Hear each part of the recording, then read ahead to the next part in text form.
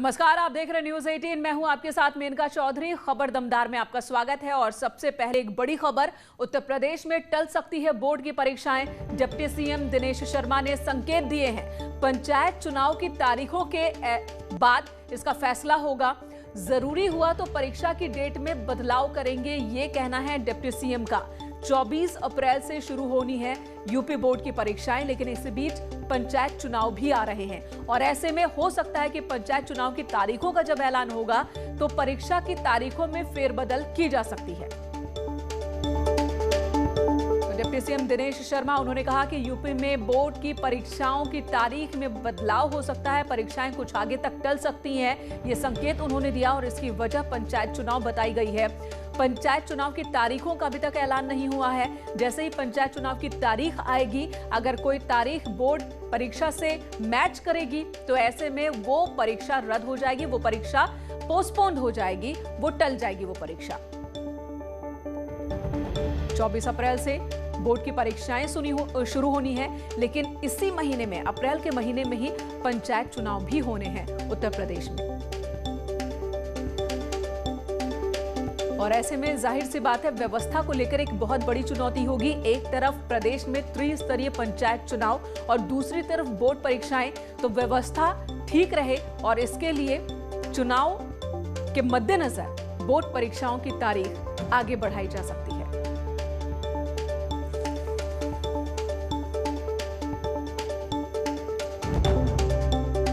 हालांकि अभी तक पंचायत चुनाव को लेकर तारीख का ऐलान नहीं हुआ है। ये मामला हाई कोर्ट और अब सुप्रीम कोर्ट तक पहुंच चुका है। खासकर रोटेशन, आरक्षण में रोटेशन को लेकर के सुप्रीम कोर्ट में सुनवाई होनी है। 26 तारीख को सुनवाई होनी है, जबकि 27 को फाइनल सूची आनी है सीटों के आरक्षण को लेकर। उससे पहले सुप्रीम कोर्ट में सुनवाई होगी और उसके बाद ही जब सूची आ जाएगी और उसके बाद होली के बाद उम्मीद जताई जा रही है कि तारीखों का ऐलान होगा। प्रशांत पांडे हमारे सहयोगी इस वक्त हमारे साथ मौजूद हैं। प्रशांत, ये बहुत ही अहम जानकारी है, बोर्ड की परीक्षाएं भी आगे टल सकती हैं। निश्चित रूप से आज दिनेश शर्मा डॉक्टर उप मुख्यमंत्री हैं सूबे के, उन्होंने ये संकेत दिए हैं कि पंचायत चुनाव की तिथियों की घोषणा के आधार पर बोर्ड की जो तिथियां हैं उसको आगे बढ़ाया जा सकता है। उन्होंने साफ तौर पर संकेत दिए हैं कि जो बोर्ड परीक्षा आगामी 24 अप्रैल से होनी है उन तिथियों को आगे बढ़ाया जा सकता है, क्योंकि पंचायत की तारीखों के ऐलान के बाद में ये फैसला दिया है। तो उन्होंने साफ तौर पर एक संकेत दिए हैं कि तिथियां आगे की जा सकती है पंचायत के अनुसार। जी, धन्यवाद प्रशांत, इस वक्त ये पूरी जानकारी देने के लिए। तो होली के बाद उम्मीद की जा रही है कि पंचायत चुनाव को लेकर तारीख का ऐलान होगा। 4 चरणों में ये चुनाव होगा और उस तारीख के ऐलान के बाद इस बात पर फैसला होगा कि क्या बोर्ड के एग्जाम आगे पोस्टपोन किए जाए।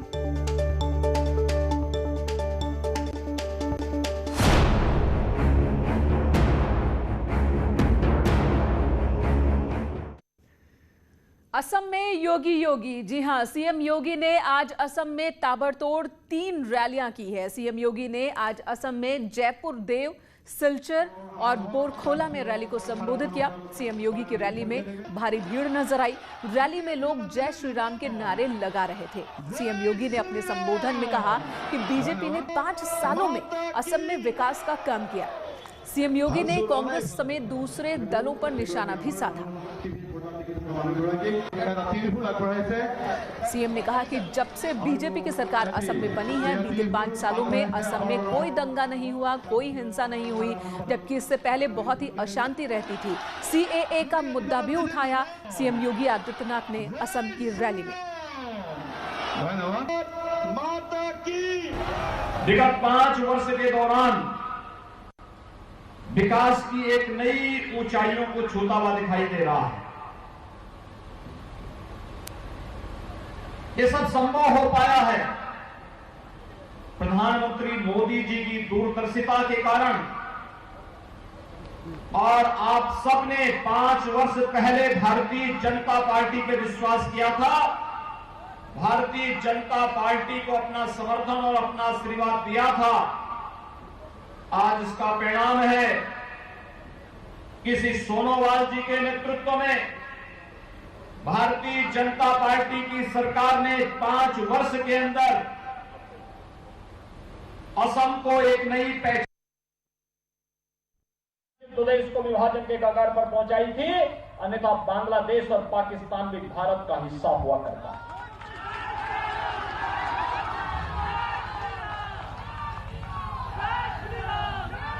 कांग्रेस की जो विभाजनकारी नीति 1947 में थी, जिसके बारे में 1947 के पहले 1945 के पहले बंगाल की धरती पर पैदा हुए महान क्रांतिकारी नेताजी सुभाष चंद्र बोस ने कांग्रेस को आगाह किया था। लेकिन कांग्रेस है कि सुधरने का नाम नहीं ले रही। और उधर वाराणसी से बड़ी खबर, जहां पर बीएचयू में छात्र गुटों के बीच पथराव हो गया। 2 हॉस्टल के छात्रों के बीच बवाल हुआ। बिरला एलबीएस हॉस्टल के छात्रों के बीच विवाद की खबर आई। दोनों हॉस्टल के छात्रों ने एक दूसरे पर पथराव भी किया। मौके पर भारी पुलिस फोर्स की तैनाती इस वक्त की गई है। उस वक्त की तस्वीर है जब बिरला और एलबीएस हॉस्टल के छात्र एक दूसरे के आमने सामने थे। पथराव की तस्वीरें भी आप देख रहे हैं। एलबीएस हॉस्टल के छात्र और बिरला हॉस्टल के छात्रों के बीच किसी बात को लेकर विवाद की शुरुआत हुई और ये विवाद फिर हाथापाई तक पहुंच गई, एक दूसरे पर हमला तक पहुंच गई। हिंसक हो गया ये पूरा का पूरा मामला। पुलिस फोर्स की तैनाती है। बीएचयू बार बार यहाँ पर इस तरह के मामले सामने आते रहते हैं जब छात्र गुटों के बीच किसी न किसी मसले पर हिंसा शुरू हो जाती है। 2 हॉस्टल के छात्रों के बीच किस बात को लेकर ये लड़ाई हुई है, ये भी हम आपको बताएंगे। फिलहाल पुलिस फोर्स मौके पर मौजूद है। आप देख रहे हैं छतों के, हॉस्टल के छतों से लड़के, नीचे जो लड़के मौजूद हैं, जो गुट मौजूद है, उनके ऊपर पत्थरबाजी कर रहे हैं।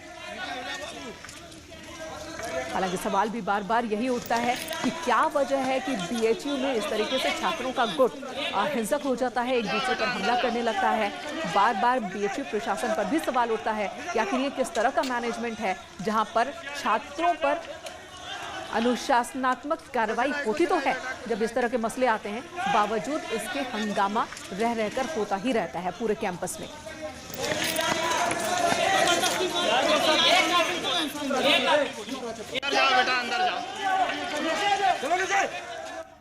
उधर संगम नगरी प्रयागराज के फूलपुर कस्बे में यूरिया बनाने वाली इफ्को फैक्ट्री में बॉयलर फटने की वजह से हादसा हो गया और इस हादसे में फैक्ट्री में काम कर रहे 2 मजदूरों की जान चली गई। 14 लोग घायल भी हुए हैं। घायलों को हॉस्पिटल में भर्ती कराया गया।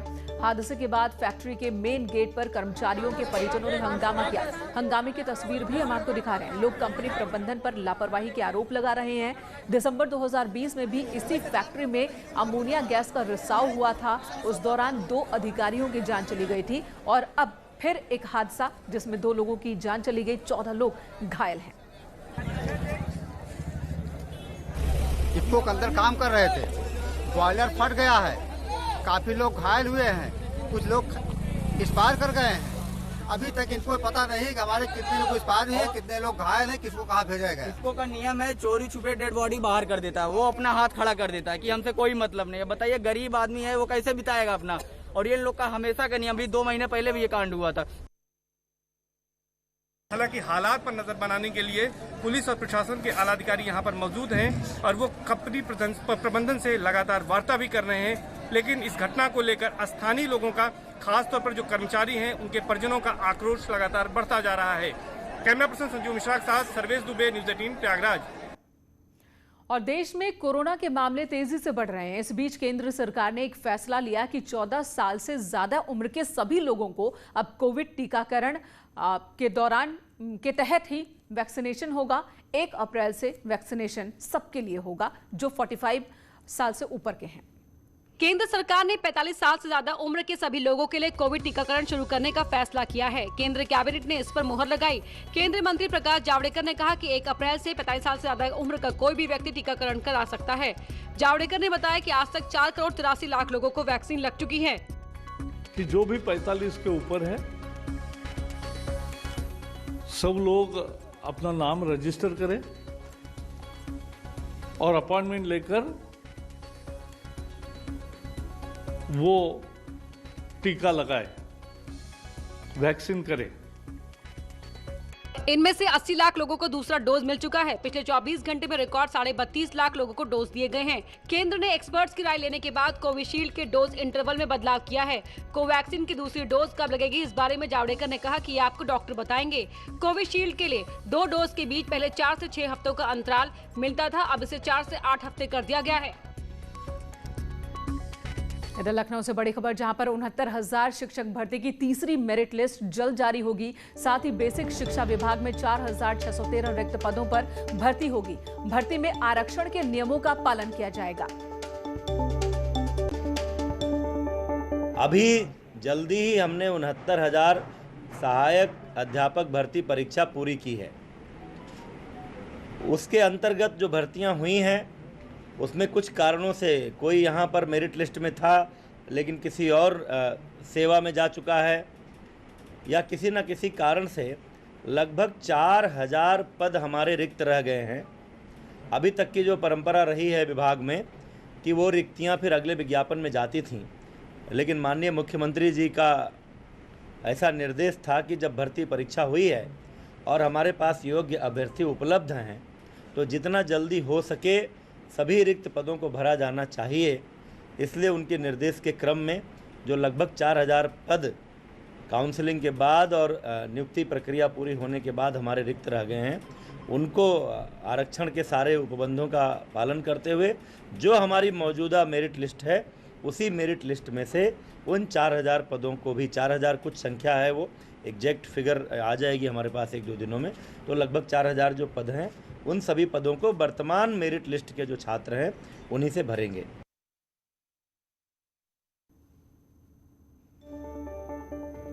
तो एक बड़ी खबर है, 4,613 ये ऐसे पद हैं जिनकी मेरिट लिस्ट जारी तो हुई थी, लेकिन इन पदों के लिए जिन्हें चुना गया था, जिनका चयन हुआ था, वो लोग पहुंचे नहीं और इस तरीके से ये जो सीटें हैं ये खाली रह गई।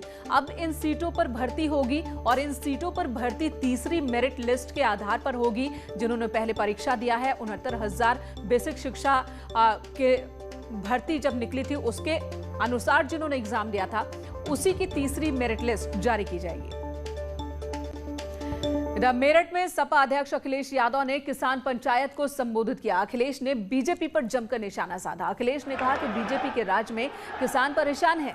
अखिलेश ने यह भी कहा कि समाजवादियों के लिए कामों का फीता जो समाजवादी पार्टी ने किया, जितने काम उसका फीता बीजेपी काट रही है।